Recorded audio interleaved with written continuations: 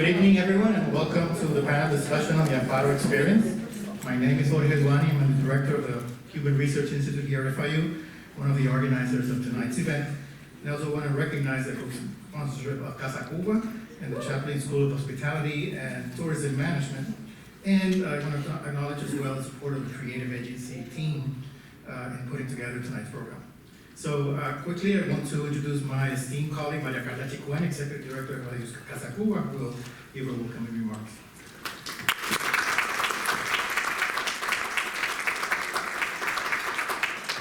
Thank you very much. Jorge and Ciara, buenas noches. Buenas noches. It is truly a pleasure to be with all of you this evening as we explore, as we celebrate the magic that is the Amparo Experience. Yeah. I'm really pleased to have the opportunity to introduce you to a very exciting new initiative at FIU, Casa Cuba.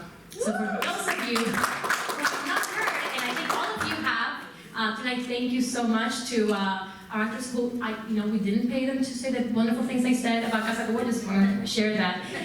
Casa Cuba is bringing together scholars, policymakers, business leaders, students, the community at large to build an iconic, state-of-the-art, unprecedented Cuban cultural center and think tank that facilitates the discussion and study of Cuban affairs, of Cuban history, of policy, of business, and the celebration of the Cuban experience, of our heritage. President Rosenberg of FIU, he often says, Cuba is in FIU DNA. And I'm sure that all of you know that FIU is a global leader in the study of Cuba. Based on our location, our large Cuban student population, actually the largest out of any other university in the US, our faculty and research expertise across pretty much every school at FIU, are more than 70 courses on Cuba, our extensive Cuba collections, including the largest Cuban music collection, Cuban genealogy collection, Cuban art collections at our museums, at our schools. FIU is uniquely positioned to be the hub of Casa Cuba. So our dream is to provide this community, to provide you with a permanent space open to the public where Cubans everywhere can tell their stories, their Amparo story. Casa Cuba will host a broad array of cultural offerings, events such as classes, public lectures, live theater, dance performances, seminars, art exhibits, film screens, book presentations, you name it. Our new building will also house the Cuban Research Institute and provide a forum for discussions of relevant and timely topics related to Cuba with the participation of top scholars, business leaders, and policymakers. So in just a few years since the idea for Casa Cuba was born right here at FIU, we have made a lot of progress. I'm excited to share just some of it with you tonight. We have attracted influential board members, we have recruited a terrific team, and I would like to acknowledge tonight Casa Cuba's Development Director, Lily Betancourt-Space, Senior Program Coordinator, Maite Morales, the Chaplain School to put together tonight's event. We have also secured a prominent site on this campus right at the entrance to FIU on 107th Avenue and 16th Street across the President's House for our state-of-the-art facility. And we have received significant philanthropic support from generous individuals and organizations alike. We are proud to share that in 2018, we received a $2 million grant from the John S. and James L. Knight Foundation. And last year, the National Endowment for the Humanities awarded Casa Cuba a $750,000 grant, which was the largest amount awarded in the nation out of all grants they gave in the last funding cycle. And today, and this is something that the world doesn't know about, you will be really the first ones to know before it hits the headlines, hopefully in the next few days. I am incredibly excited and humbled to announce that Casa Cuba and the FIU Chaplain School of Hospitality and Tourism Management have also received a $5 million gift from Bacardi USA.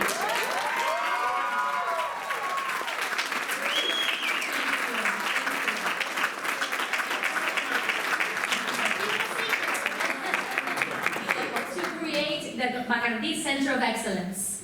This gift will enable Casa Cuba and the Chaplain School and FIU at large to create a leading program for spirits education and entrepreneurship, along with a Bacardi-branded permanent space at our future building at Casa Cuba for both industry and community engagement. So expect a lot more events like this one if you enjoyed it tonight, which I hope you did.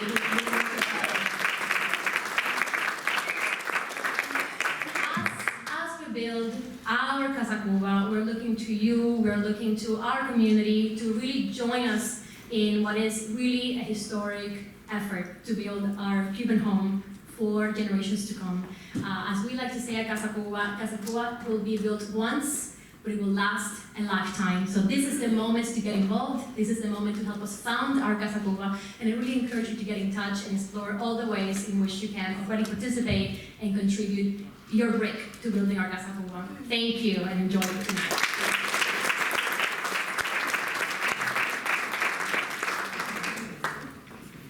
Thank you, Maria Carla, for your enthusiasm. As you've heard, it's very contagious. We love it. And for all that Casa Cuba is doing to support FIU's efforts to extend our reach to the Cuban American community in Miami. So as Maria Carla already mentioned, we're here to celebrate this group of people, and so the cast members and other crew members in the audience, the Amparo Experience, which, as you know, most of you who attended, is an immersive play that debuted in New York in 2018, and then in Miami until about November of last year, if I'm not mistaken. I just want to say a few words about the play before I introduce our panelists. The work is a theatrical journey into the legacy of the Chavala family, the creators of Havana Club Rum, which you probably had more than you should have. Set in the late 1950s and early 1960s, the play led its audience, which is also part of the cast, through and around a historical villa in downtown Miami, and recreated the story of the Chavala family during the early years of the Cuban Revolution. Thanks to one of the producers, Debbie Ramirez, who is in the audience somewhere. Also, co-producer Willie Fernandez. Is Willie here or not? No. Okay. So anyway, thank you again to Debbie, because she gave us the opportunity, my wife and I, to attend the play last September. By the time I was looking into the website, it was all sold out, and also it was a little expensive. But we were lucky to meet the real Amparo Arechavala, who attended that night's performance, and we were happy to accompany Amparo's cousin, Professor, my friend and colleague Andrea O'Reilly Herrera, who flew in from Colorado, so it was a magical night. I'm not going to go into all the details about our experience, but I do want to tell especially Vanessa that it was the immersive part of it was amazing. That I felt very compelled and very moved by many of the scenes. Uncomfortable at many times, especially when I got put in jail. I didn't like that.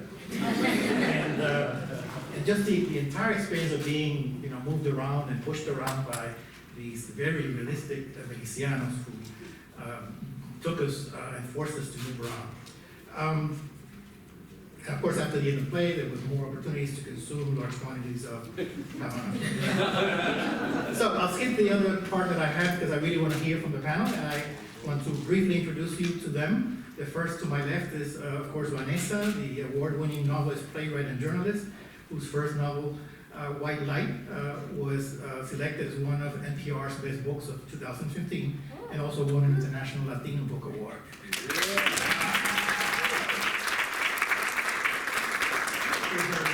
Is Victoria Collado, the director of the play, and also very proud, a graduate of FIU's Department of Theater.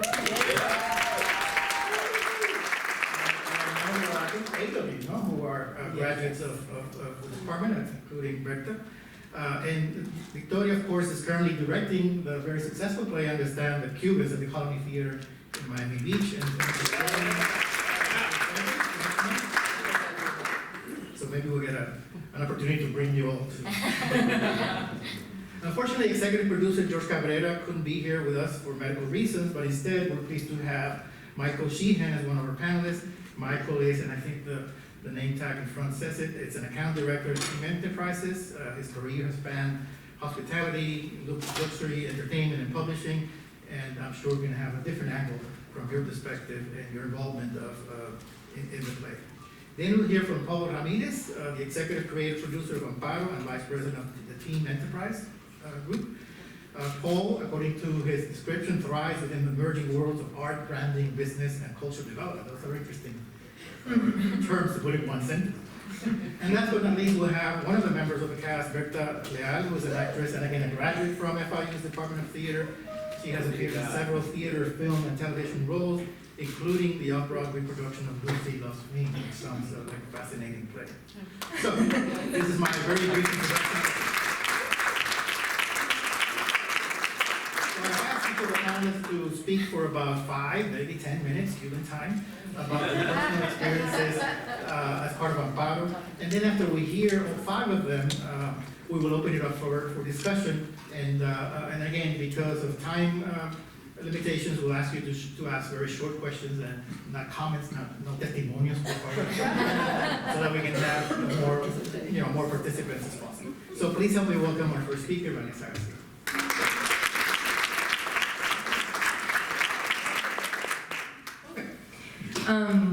So I go first. Let's see what happens here. So yes, the very first thing is that this piece of theater, of immersive theater, as we just talked about, is something that was completely collaborative from the start, and that every single person up here is a complete and utter part of. And you can say this very seldom in work, but I love every single person up here a lot, and I think that shows through the kind of collaboration that we had in making this together. All of us really believed in it from the start. The very first call I received that had anything to do with this project was from Paul, over there, Paul Ramirez, the beard. And he called me to ask me if I was interested in writing about these people, the Arechavala family, and I researched it a little bit and was absolutely fascinated by it. And then I brought Vicky on, and then I met Michael, and then we found Vertica, who is the lead, who played Amparo Arechavala, who is also who I have the privilege of having interviewed firsthand, and who I was lucky enough to do that with, because she wasn't talking to a lot of people at that point. You know, this is a story that is hard to tell, and I think that she might have been a little bit bruised by people that didn't know the story when they interviewed her, and going in with an ear that was simply wanting to hear the actual story and the truth was very valuable, I think, and that exchange, for me, meant the world and has everything to do with why I tell the story. So I guess it's a good introduction, maybe. Great. I'd like to write it. Do we want to go, say more things, each of us, and then open up to questions? Do you want me to answer that one? Well, yeah, I kind of want you to answer that. Okay. What is it like to write 5 scripts at the same time? Yeah, so the piece is immersive, and what it means is that essentially there are 5 big storylines and 23 smaller ones going on at the same time. So you could technically, and we say this all the time, have seen the play 23 times or more and have seen it differently. And to that we have, also the grace of all the actors who were amazing and could deal with all the moments that they had to improvise to connect to those moments. But it was a wild ride. I don't even remember writing it. It was just like, I really, all I remember is this. I never had actually felt that. It was completely I just wrote, and then we did it. Yeah.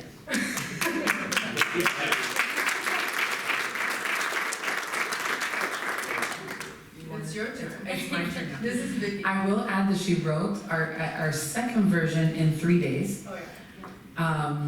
And that was after a very crazy meeting where we sat in the middle of a cafeteria in New York, and I was like, Vane, I'm so sorry, but this is not gonna work like this, because when you do immersive, the space kind of tells you how the play works. There's no, in normal theaters, a writer writes the play, and the director grabs it, and then we make the space, and then it works for us. This way, it's an alternate way, and I don't know how she did it, but she wrote it in 3 days, and it's incredible. So what I do, if you would look at a writer like the architect, you would look at the director like the engineer. I only say that because my dad went to FIU engineering, and very proud FIU family. After being un Marielito, he was very proud. So Vanessa writes this massive thing, a script that has never been looked at the same way.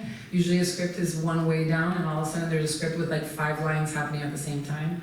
And so how do you communicate that to a cast of 23 people 5 musicians, 2 dancers, an entire team, and I think that we wouldn't be here today without these 2, honestly. And I know that it says account manager or account whatever on this man, Michael Sheehan's thing, but he's magic. He takes no credit for it, but he should. Without them really trying to forge a new way of communicating stories, this wouldn't happen. We have gotten some freedom and liberty in expressing this story because we had partners who were willing to just take a risk with us, take a risk of like, what is even theater? What is a branding event? What is anything?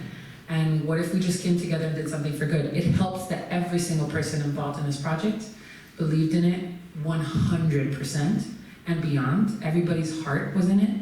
I still feel the heart when I see our actors today just like improv this moment, and it just came purely from them, and it's because it really does live within us.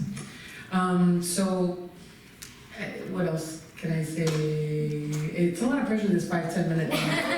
We'll hand it out. Here. Oh, you have your own. Hello, everyone. How are the cocktails tonight?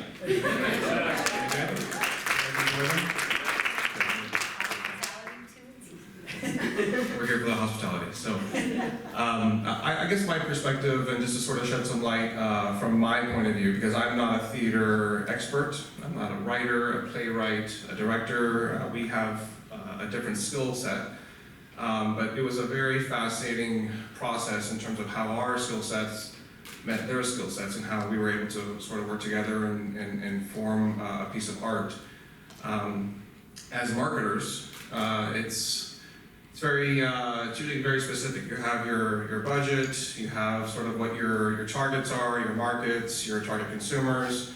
The problem that we faced with Havana Club was that nobody knew the real story about Havana Club.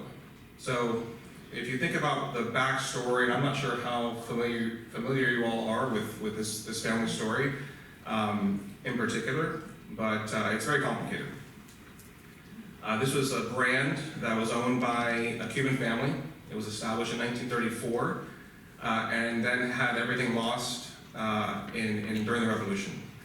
So to tell that story in a big way that really resonated was really a fascinating endeavor, I would say. When we first met with Vicky and Vanessa to bring them on board and to sort of conceive what this project looked like, we really didn't know. A lot of this was research. I had been working within the Bacardi building in Coral Gables for almost 7 years. And Bacardi is actually a lot of brands, not just Bacardi. So it's a whole portfolio of brands. So you have vodkas, you have gins, you have whiskeys, you have tequilas. And I had been, my personal experience, I had worked across many different brands at Bacardi. Even I didn't know the Havana Club story until I got put on the project. So when I did get put on that project, and I was put on Havana Club, and I started to really understand the story. I'm born and raised in Miami, non-Hispanic, but I grew up with this story around me. I grew up with this story surrounding me. This has been a part of my existence, even though I didn't go through the experience of my parents coming from Cuba. It still was sort of in my DNA by coming from Miami, being born in Miami and growing up here. So the further I went down in exploration and understanding this family's, it's not just a rum, that's the thing, it's not just a rum, it was a family behind a rum who had built this business with their 2 hands, and to see that later come to be stolen from them became very emotional, very tied to this to the objective of telling this brand story and this family story. So it wasn't until I finally sort of did my own research and had to kind of become obsessed with this story was the point where we really kind of came together and started to tell this story through the idea of theater. And if you're a brand, you're in marketing, theater is not necessarily the first thing that comes to mind. In reality, it's probably the last thing that comes to mind. It's usually TV, print, billboards, sporting, sport events, radio. So there's so many different sort of avenues as a marketer that you could potentially go down. Theater was not one of those, traditional methods. It wasn't until I started working with Paul, and we sat in a room and started understanding like what the direction was in terms of that this story is so complicated and so emotional and so complex that the idea was we have to make sure that people don't just hear it or see it. It's not a commercial spot, it's not a print ad. It really has to be something that people feel. And that was something that we've been working on for quite a while, but I'll hand it over to Paul and kind of let him take the leads on the reins for the theater piece. Thank you, Michael. Hi guys, this is I'm Paul Ramirez, ECD team, and this is it's a nice homecoming in a way for me. I haven't been on this campus in 21 years. I graduated from a small school down the road called Belém.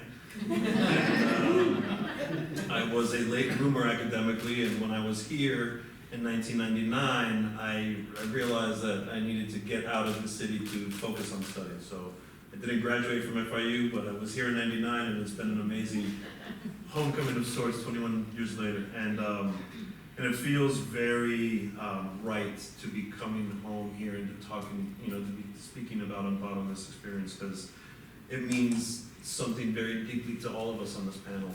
For me in particular, it was a way to channel and to give back to a culture that was so near and dear to me. My mother is Cuban, and I think my father's Panamanian, and we all grow up hearing stories of what it was like the day they left. Everybody has their story that, just like if you ask anybody today, where were you on 9/11? Everybody that left Cuba knows exactly that day and what that experience was like. And for me, my mom was, she was going to a movie theater. And she had the intuition as a 10-year-old to bring her Santa Barbara statue with her. And they got on an airplane and she was in Miami that night. And that was the movie experience that was her exile experience. And so I think, for me, it was amazing to have the opportunity to be able to tell the Cuban exile story, through this one family's experience, right? The universal through the specific, right? As we talked about. I was inspired by the Arechavala story through Ramon Arechevala's testimony that when we were researching Havana Club, because as marketers, we get briefs from our clients, and the brief is essentially the challenge. Okay, here's the challenge. We want to reach these people by saying this thing, and what they wanted to tell was the real story of Havana Club. And for us, as Michael kind of said, you can't tell this story, you have to feel it. And for us, we knew we needed to tell this story to a Caribbean audience, a largely Cuban audience in Miami specifically, that would really resonate with the story. And the problem that we had was there was a Cuban Havana Club that existed already, that was authentic and the real one. And that is a challenge when you're saying, well, no, this is the real one, but it says Puerto Rico on the bottle, right? So a very simple story became very complex. So, after we read Ramon's testimony, and after reading it, again, I felt like, okay, this is his moment, right? Just like my mom's moment was with her Santa Barbara. I'm hearing this guy's moment, and for me, that was inspiring, because it's like, okay, we have to put people in the moment when everything was lost, so that they could actually feel and connect and remember and understand, oh, this is the real story. That's not the real Havana Club because it was stolen. And I can relate to that because I had everything taken from me as a child of a Cuban exile. So I'm kind of rambling, and it's a meandering thought, but I just wanted to say that, the power of this play is connecting people through a rite of passage, if you will. I think what Casa Cuba is trying to do, what we're trying to do, is preserve memory, preserve story, and to allow a platform for people to share their own story, to preserve those. And I think that was the most meaningful, gift I think that we've been given by this, is to allow people to have that cathartic experience. Because as I was telling these ladies who, an idea is is dead without action, right? I mean, that's really a bastardized quote from the Bible, right? It's, you need action, you need movement, and that's what they provided, life to an idea. With, sure, we had an idea, but without them, it would not be what it is today, obviously. And I'm gonna pass this to Bertha because I'm completely lost. No, I didn't know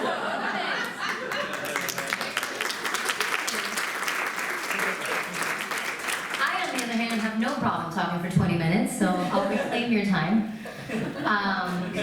Sitting here listening to everybody and their stories and what they brought to the table, and keep looking at El Morro, that picture.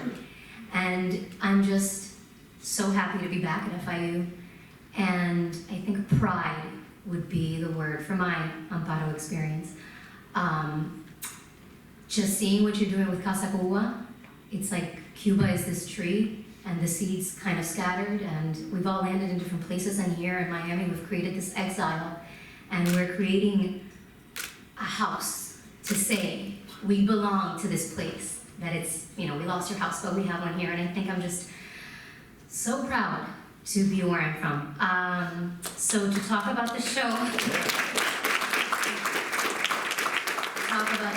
the Amparo Experience is the experience of a lifetime for me, because as an actress, it opened a lot of doors professionally, but most importantly, it opened in me this wound that I thought had healed, because with time you forget and things, get lost in memory. And it got to a point that during the third time Amparo, there were some problems with equity and my contract, and I got on a call with Paul and Vicky and Vanessa, and Paul's like, just tell equity you're out. And I was like, yeah, equity, shove it, I'm going to do the show. Because nothing that I had ever done in my career, Lucy Loved Me was great. It was my first show in New York, I'm very proud of it, but nothing touched me, the very fiber of my being, as Amparo did, because it is everything that I left behind and everything that I thought I had forgotten, becoming Americanized and, adapting to a new way of life. I left Cuba when I was 9 with my family, and I had been back many times, and my dad is still there, so there's still very strong connection, but this just touched something in me that it wasn't very difficult to tap into, and every actor felt the same way.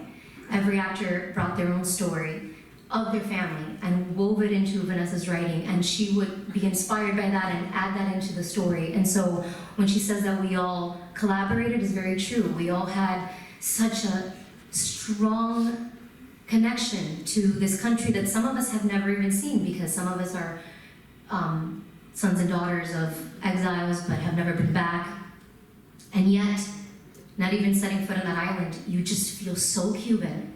And I was talking to a lady after the show one day, and she was saying how she was in a cab in New York, and she asked the gentleman, oh, where are you from? And he says, oh, I'm from Chicago. She can clearly say, she could clearly tell that he was an immigrant or immigrant parents. And she's like, yeah, but where are you really from? And he's like, I'm from Chicago. She meant to say, where are your parents from? And then she's like, but you ask a Cuban that's born here and has been there their entire life, where are you from? They'll tell you, I'm Cuban, without a doubt. So I found out about this show because of Vicky. Vicky and I are friends. We live together in New York, in Harlem. And one time she tells me, she's like, I'm working on this very top secret. Nobody can know about it. It's with Bacardi. But you can't tell anybody. You need to come and audition. The auditions are in December. Please come audition. I'm like, okay, Vicky, I'll be there. Please come. And it was for a different role that she had envisioned before, for Necklace of the Heart. Yeah. Necklace of the Heart. It was Edna's role initially. So I come and I audition, and they, herself and the producer, they're like, I want you to come back to the callbacks. I want you to read for Amparo, for young Amparo. At that time, there was only one. In this iteration, there were 2, older and young Amparo. Anyway, it was very hush-hush. I got it. I was very confused if I had gotten it or not, so I was ecstatic. I told my mom, I'm going to be in Miami for a month. She was happier than anybody. I think more than me, because she could have me here for a month. And So we start, I get really excited, oh my gosh, this is a show about Cuba. What could be better? And then I show to the callback and I'm reading the script and it's like pearls coming out of my mouth because her poetry is just like the most effortless, beautiful thing. You just have to say them, you know, they're poetry, so you just let them flow. And I got really, really excited to be working on this. And then I fly in because we start rehearsals. I think, what time was it that first time? That was December. December? January, February. January, February.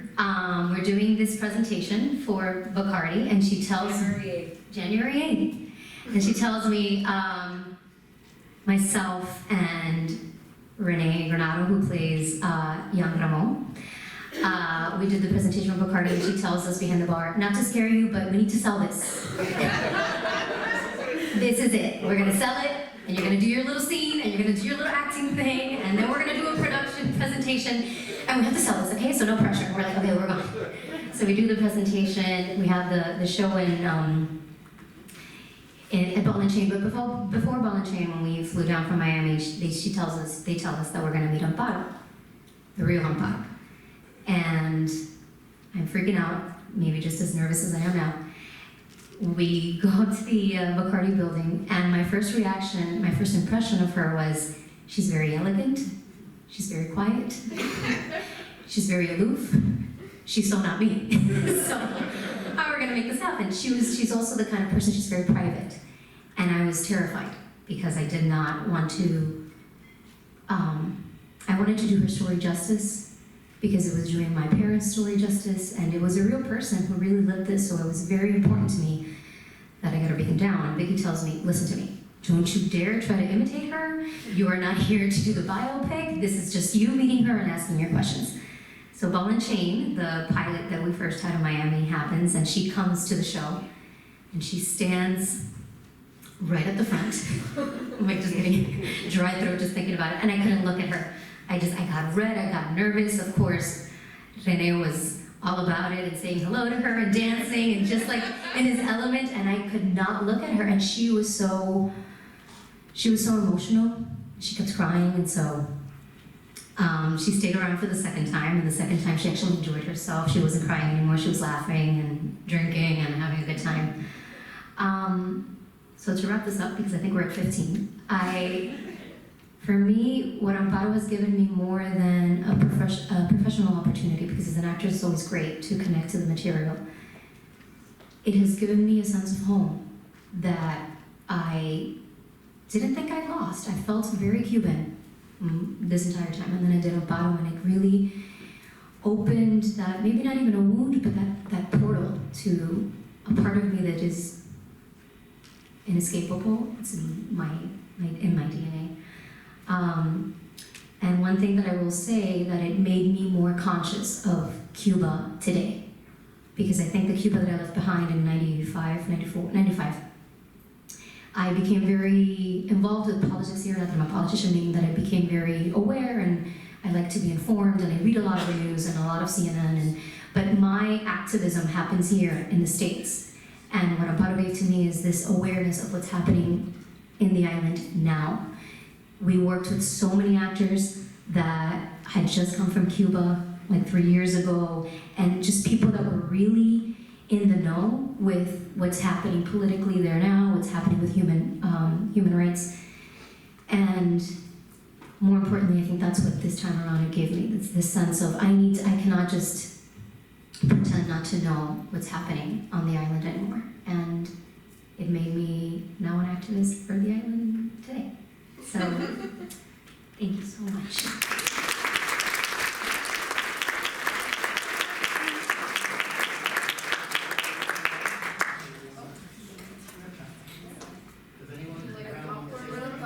Yeah.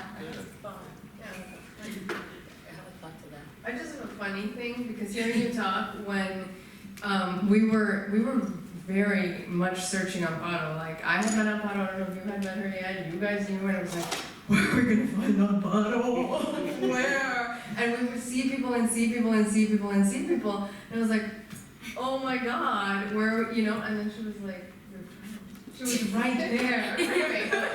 You know? But when you came in, for us, it's funny to hear you say that about seeing Amparo, be like, we're so different, but like, if you stand them side by side, like the picture of Amparo at that age, and her, like this little button nose and the cuteness, and like you could just feel that time come to life when we were watching her, and then that immediate connectivity that she's talking about that we saw with every single actor that didn't know what was going to happen in the auditions. And this was actually kind of magical, but because we asked for Cuban actors so that they could have that ding, that like right, that button, it would happen every single time. We were crying the whole time.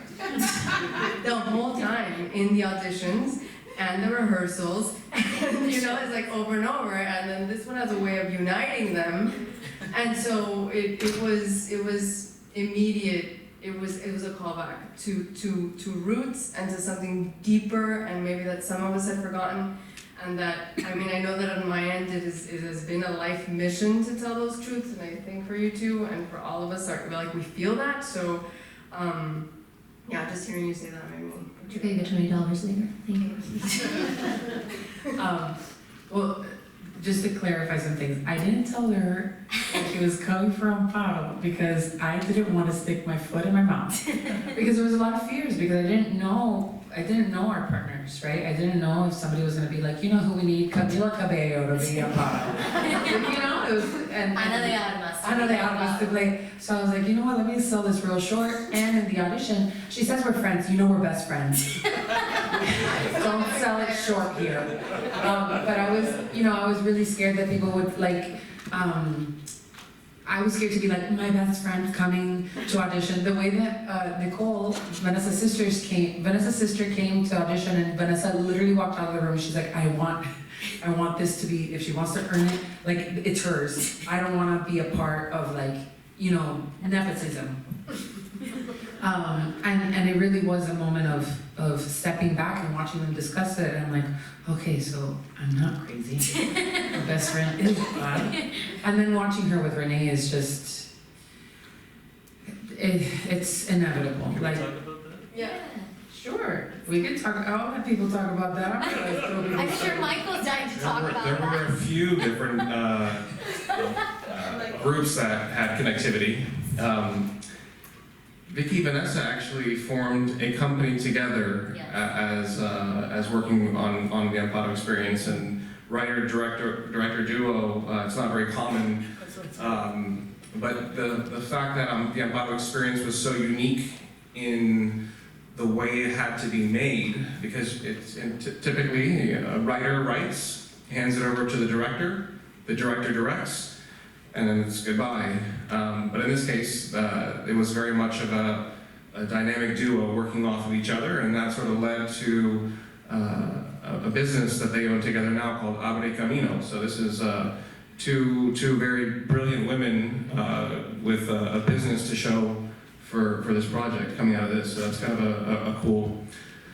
Getting more into the romantic side of the room. I don't know, you probably can say this story to that. Okay, so I'm gonna say she's gonna hate that I'm saying it this version. So when we had to sell it on January 8th, 2018, they hadn't actually read together yet, right? Like Renee had read with another actress, and I'm like, oh, I don't know, like it's not there, but I'm like, oh, okay. And Vanessa was like, just let them read together and we'll see. Okay, great. So we get in there, and it was like clink, and this one estaba like, and so you know they do the whole thing, and you know the chemistry's there because the chemistry is real, it exists. And so I tell her, I'm like, listen. I remember I like, Vicky, keep them apart until. And I said, you cannot look at each other, you cannot touch each other, you can't do anything until this thing opens. You cannot do it. She's like, Vicky, I would never. And so like during rehearsal, I was like, okay, Bertha, you're coming in from here. Renee, you're coming in from here. And then I would turn around and work with other actors, and then I would see them go, They're very respectful of each other. They were very like, they just really enjoyed each other's company. And then all of a sudden they were on billboards, the 95 and US 1 and social media, so. I think it's very sweet that that's how, I mean, I thought he was so handsome, he is. But I think it's very sweet that she's so, Ramon has passed, he's been done now for how long? For 8 years? 9? Almost 10 years. Almost 10 years. And she still talks about him as if he was around. My Ramon, she calls him my Ramon. And she talks about him like she just saw him yesterday. So I think that kind of love also drew me to the part, my P's are very enunciated, drew me to the part, because it was this woman who was a mother, was a wife, and you know, back in the 50s, that was pretty much what she had. You know, she wasn't allowed to be an architect, which is how she wanted to be. Or I'm sorry, not an architect, an interior designer. So this is, Ramon was her world, and she was there, you know, supporting him till the very end, and still to this day she talks about him in such a loving way. So it was really character development. Can I just say that? I mean, I remember her asking, like, well, tell me about Perdita and Renee. It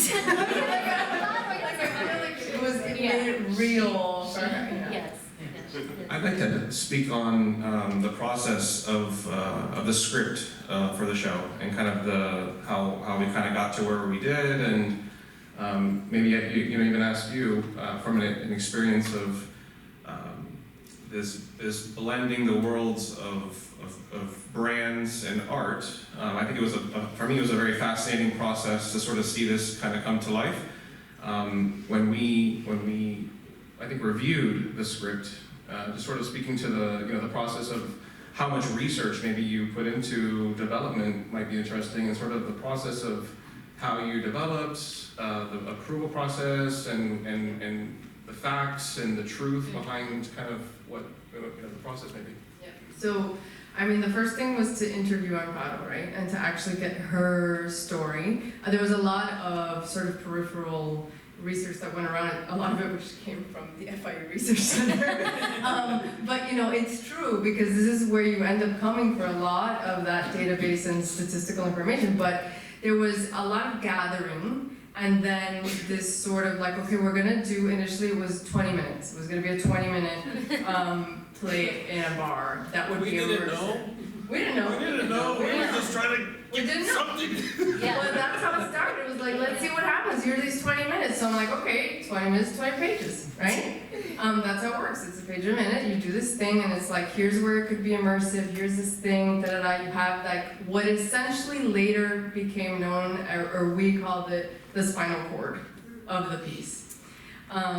So handed this in. And then we're like, okay, here's this thing, and here's this place, and then we start talking, and there's these big ideas, and then, you know, how could we make it more immersive? And then Michael comes in, and he's like, and why don't we just like, you know, bring a tank down 8th Street, and then make the revolution happen? And Vicky and I were like, okay. And then that just opened everything. And sometimes it's just a tiny little thing that someone says that says, oh, we have freedom actually tell the story that no one actually lets us tell. And then all of a sudden there was all this freedom. And that's where I think the like, you know, all the channeling from everyone in writing, directing, collaboration, we like gave it back to Amparo and to you guys and to Bacardi, and I have never had less notes in my life.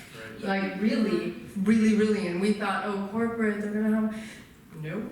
It was really facts. Like actually, I always say the story, but I love it because it's, Amparo came back and was like, Ramon would never wear a hat because he had really great hair. Never covered. And that's how Amparo and I connected, because she's like, oh yeah. Your hair.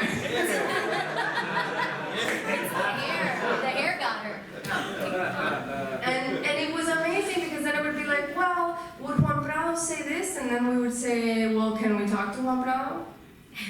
You know, and then Juan Prado would come, and we had a conversation with Juan Prado, who was still alive, and that was actually a very magical moment, the day that Juan Prado and those like the old guard of Bacardi that was there that day and came to see the show. It was incredible to think about this family that created what they have created, apart from what they have created in legacy, the foundation they've created, to hear this donation to Casa Cuba and the legacy of that and what it means to transfer over to the actual story that is Havana Club and to be able to tell that truth, all of that was part of the making of this thing. So when people ask me, oh, when it was sponsored by Bacardi, I was like, absolutely, it was sponsored by Bacardi and from the heart, like really, really. And you could feel it all the way through. I have never felt more free to write a thing, you know? Could Let you me- explain let me- what Toronto was and the connection maybe with, Bacardi and sort of maybe getting Do you wanna- connected to? Well, I just wanted to, I was Yeah. gonna finish that one and then I'll put my popcorn. And then we'll start another one. Yeah. How are we on time, Jeff? I think we should wrap up. Okay. I wanted, because it's a credit to you guys. We gave them one scene.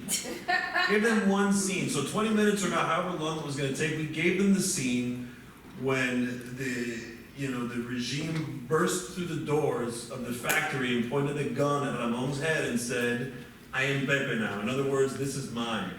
And interestingly enough, when we presented the idea to these women, it was Pepe. It was a man's play. I am Pepe. It was about the moment when the guards, the moment of theft, right? And that to me and to Michael was like, that's the thing people don't know. This was a stolen bread. And through working it, it actually became Amparo because for one reason or the next, we weren't gonna go with I am Pepe, and it was through a workshopping, and I think you threw something, and then Michael was like, what about just Amparo? And it was like, of course it's Amparo, it means protection. Amparo means protection, and this is what we're doing, protecting the story. So it's a credit to them though, just for taking a one scene play and turning it into the thing that it is, which is just, I totally Like I said, remember church. that phone call on the way home. Michael was like, after that brainstorming session, which lasted forever about a name, we're like, blah, blah, blah, everything in smiling. And then Michael was like, what about Amparo? And I was like, are we stupid? You can't make up that name. It means refuge, you know? You guys have been great, but I think you can talk for 2 more hours. All night long. So I think it's time to open up for discussion. And again, just a few rules because we want to keep it as short as possible and then interact with the panel. Please, there's going to be 2 microphones, one on the side with Sebastian, and Mike has another one. You can raise your hand and then they will come to you. And please keep it short. Again, just a short question, no large testimonies. If you can say who you are and if you have an institutional affiliation, that also helps. So we'll start with the first question, I think here. Mike, we'll be back. And then maybe we can pick up a few questions and then let the panel respond to whatever they want to respond. Hello?